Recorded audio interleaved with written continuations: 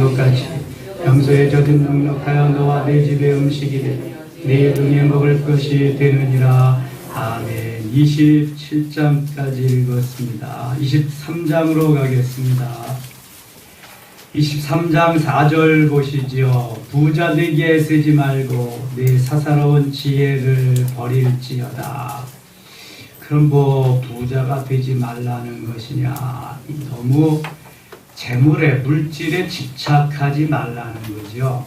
우리의 물질의 주인은 하나님이시기 때문에 청지기의 삶을 살아야 되는데, 물질이 주인으로 그 물질 때문에 내 마음과 생각을 다 그리 빼앗기고 하나님보다 더 사랑하는 문제가 되기 때문에 이렇게 말씀하시는 것입니다. 5절에 내가 어찌 허무한 것에 주목하겠느냐. 정령이 재물은 스스로 날개를 내어 하늘을 나는 독수리처럼 날아가리라.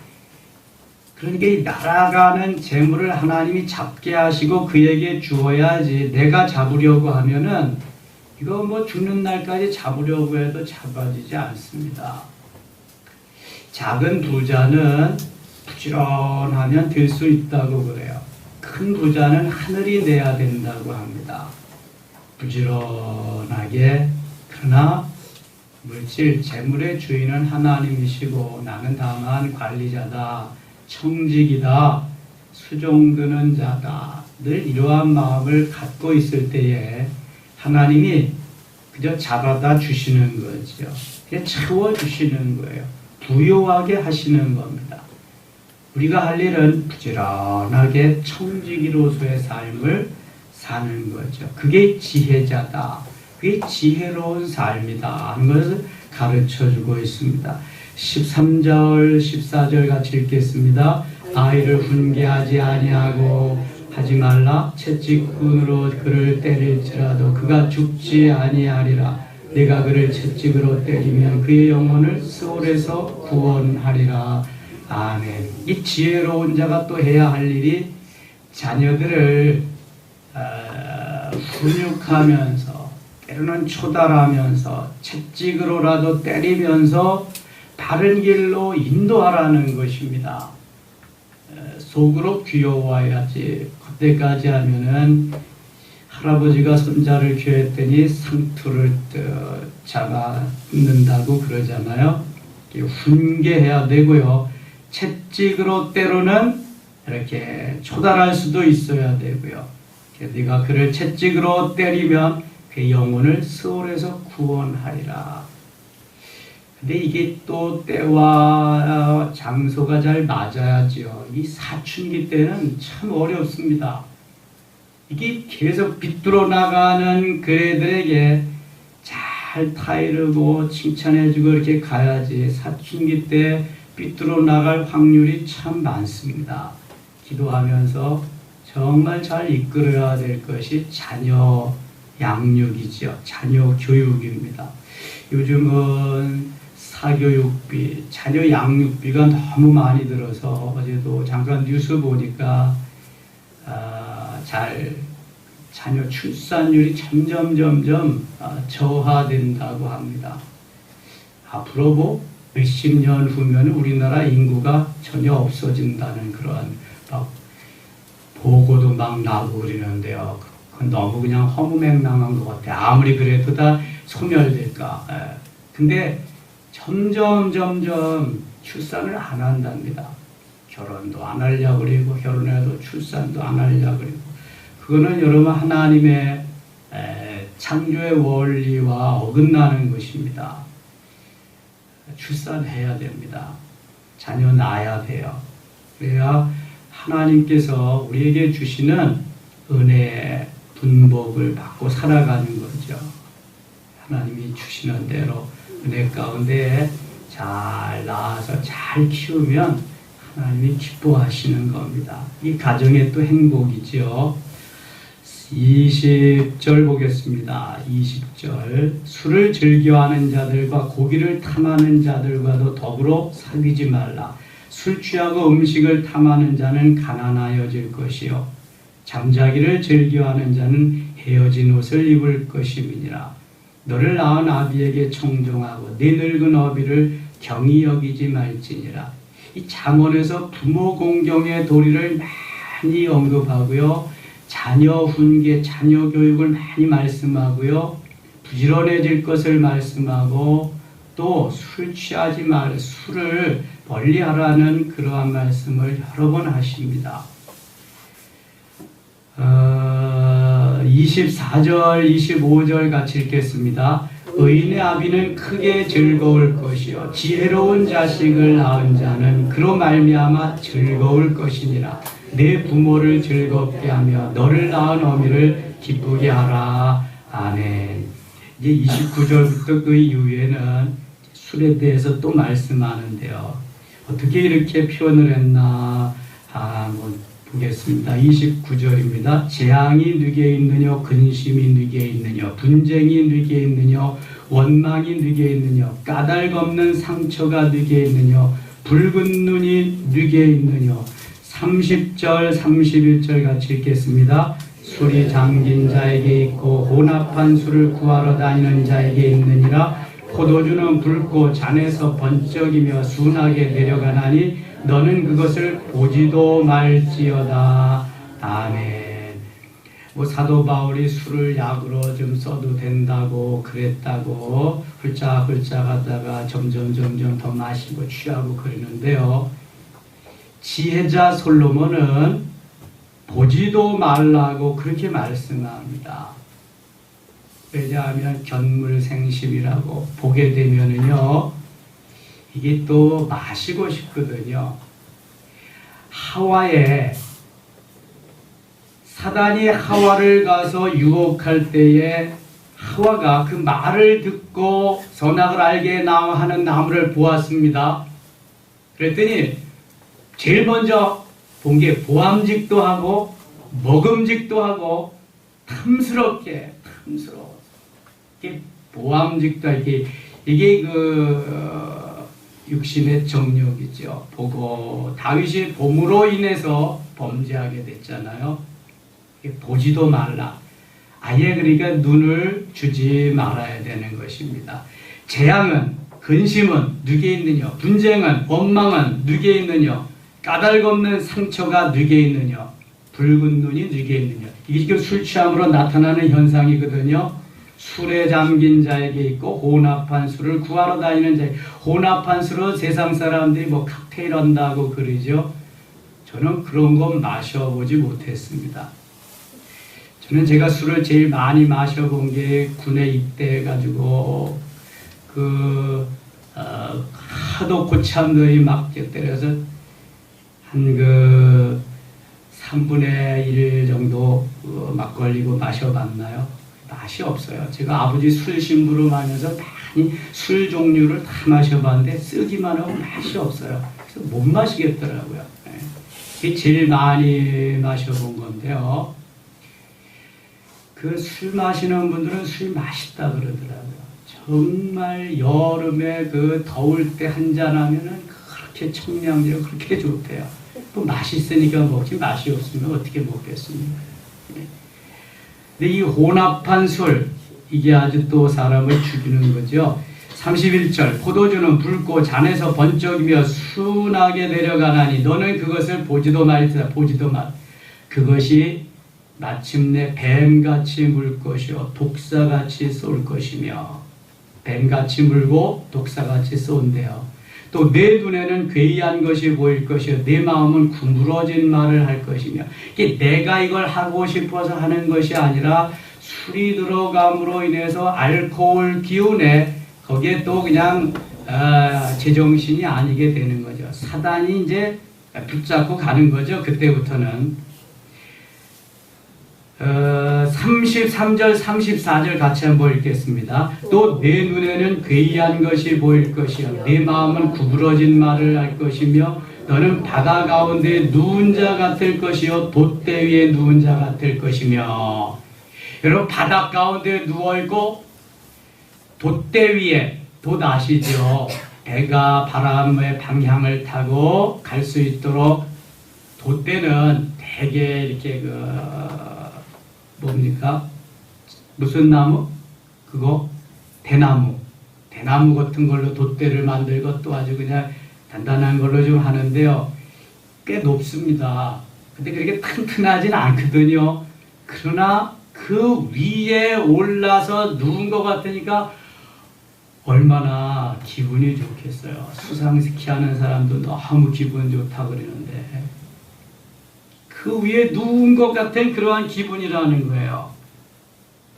35절 같이 읽어요. 내가 스스로 말하기를 사람이 나를 때려도 나는 아프지 아니하고 나를 상하게 하여도 내게 감각이 없도다. 내가 언제나 깰까 다시 술을 찾겠다 하리라. 다시는 안 먹어요. 끝이야. 이거 마지막이야. 그걸 깨면은 또 먹겠다는 거죠. 그 기분, 그게 남아있으니까 술보다 더 진하게 더 강하게 이러한 기분을 갖게 하는 게 뭐지요? 마약이잖아요. 몰핀, 마약.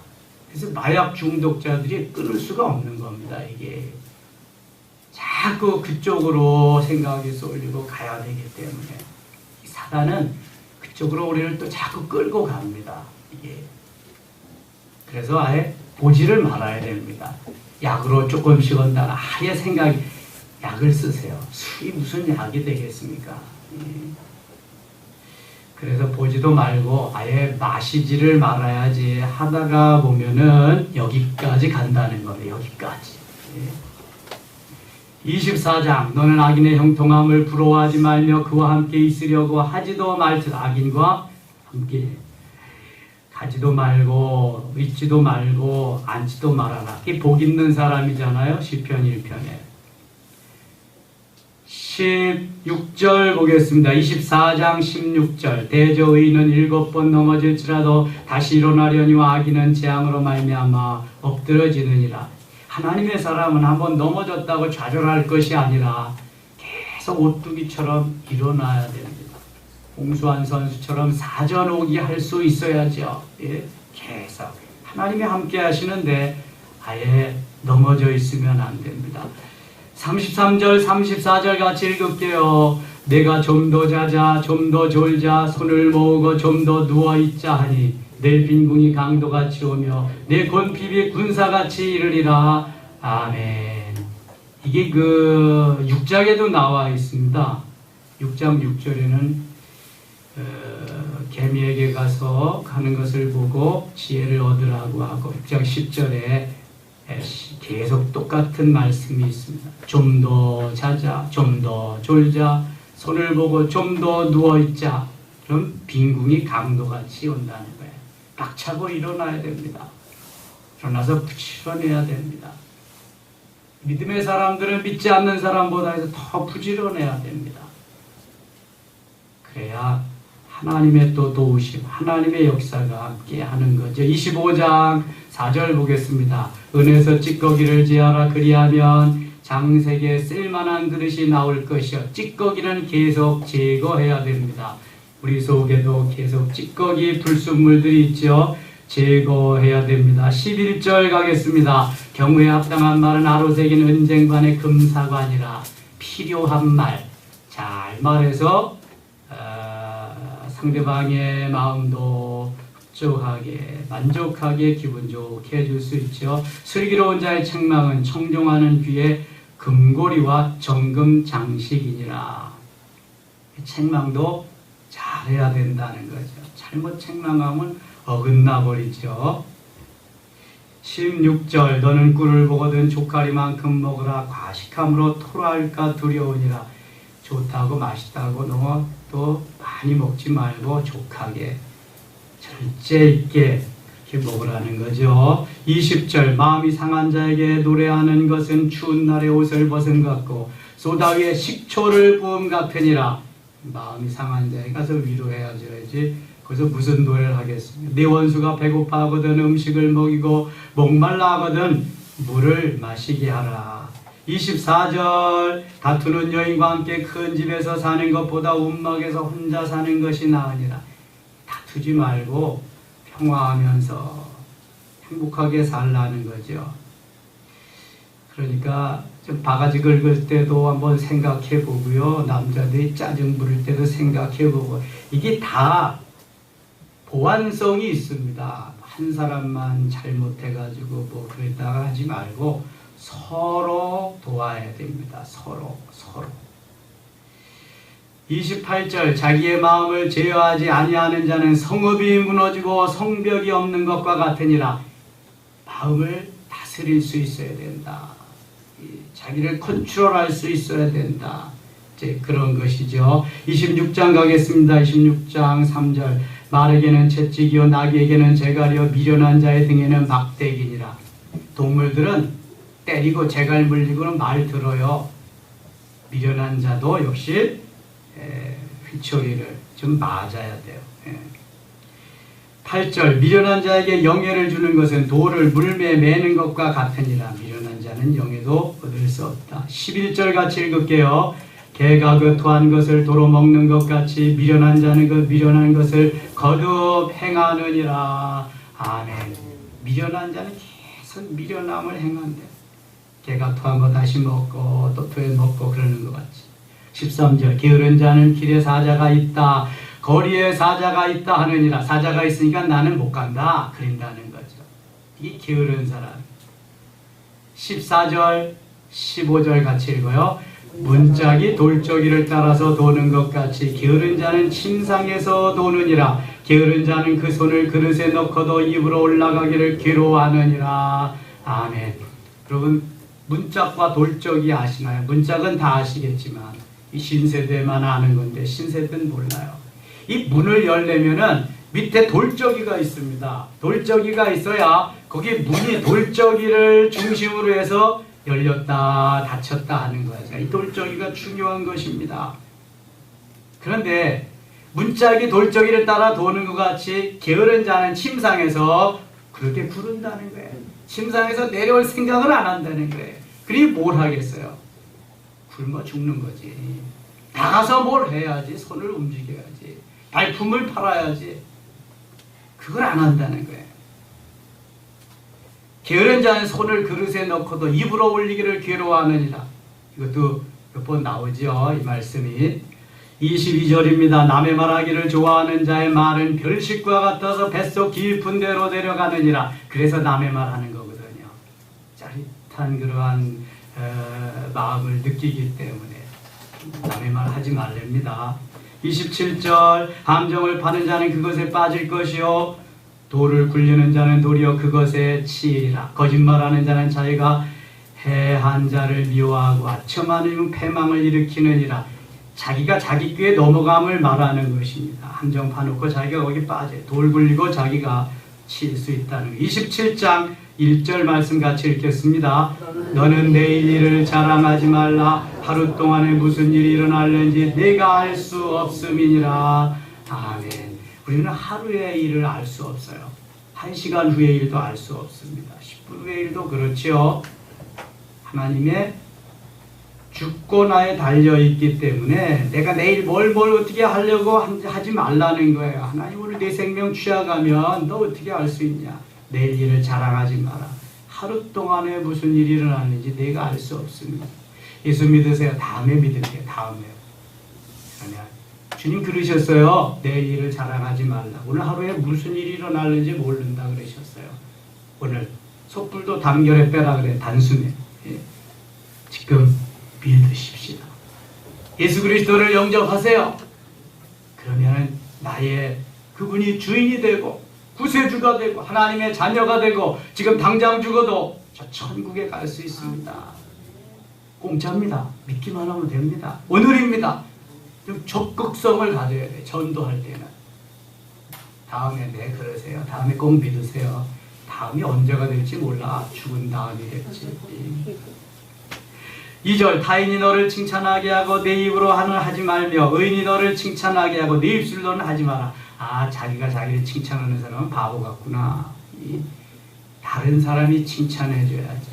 자화자찬이라 그러죠. 그건 안 된다.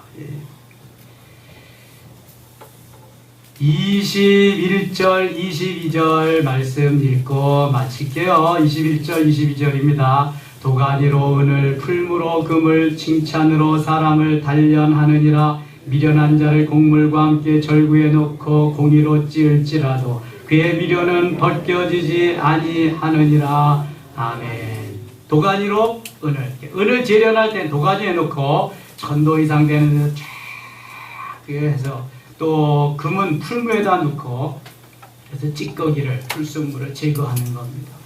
14번 14K, 18번 18K, 24번 순금 24K, 그렇게 해서 순도 높은 보석을 만드는. 사람은 칭찬으로 단련한다.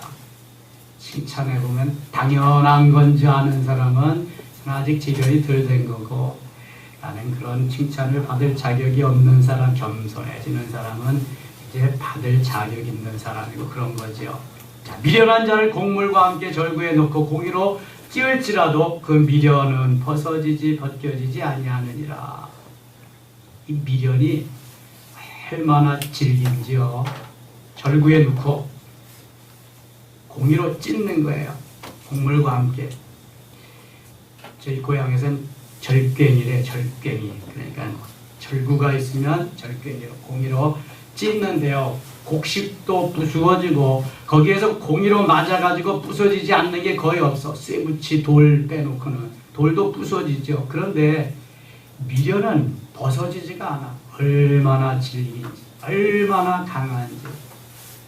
여러분, 우리 속에 그러한 미련이 있다는, 그런 미련을 갖지 마시고 내려놓으세요. 다 내려놓고 비우시고, 그래야 그게 벗겨져야만 그 속에 성령께서 부드럽게 된 그 속에 역사하시는, 은혜를 주시는, 충만케 하시는 거예요. 오늘도 우리의 미련함을 벗겨달라고, 우리의 미련함이 좀 벗어지게 해달라고 하나님 앞에 기도하므로 비우고 내려놓는, 그래서 성령으로 체험받고 그리스도로 체험받는 귀한 새벽 되시기를 축원합니다. 기도하겠습니다. 하나님 아버지, 고맙습니다. 지혜로운 자를 원하시며 지혜로운 자가 되게 하기 위해서 말씀하시는 주님, 미련한 자가 되지 말게 하여 주시옵소서. 하나님 기뻐하는 삶의 자리로 나아갈 수 있도록 성령이여 역사하여 주시옵소서. 오늘 하루도 주 안에서 승리키를 원하옵고 예수님의 이름으로 기도드리옵나이다. 아멘.